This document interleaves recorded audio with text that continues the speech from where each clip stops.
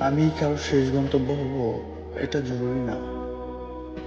জীবনে কত রকম মানুষের সাথে পরিচিত হলো, আবার কত মানুষের চেহারাটাও ভুলে গেছি।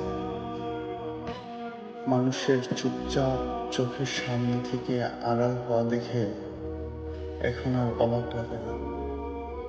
আসলে যার সাথে আমার যতটুকু পথ চলা লেখা আছে, সে ততটুকু রাস্তায় আমার সাথে হাঁটবে। মাঝপথে আলাদা রাস্তায় ঢুকে গেলে আমি আর এখন অবাক হই না। কারণ চির বাস্তব হলো, মানুষ তার পছন্দের জায়গায় ছুটে যাবেই।